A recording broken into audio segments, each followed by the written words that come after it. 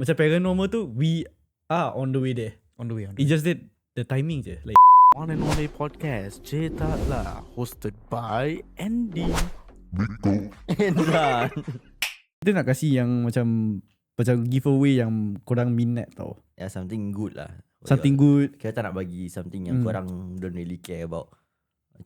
Kita boleh cakap lah kita beli apa. Yeah. Kita boleh cakap. Tapi kita try our best to make it more of the good giveaways. Buat game semua. So ni semua sekarang kita tengah discuss lah a few things yang kita rasa boleh buat. Kita try to buat untuk orang. Tapi just give us some time lah.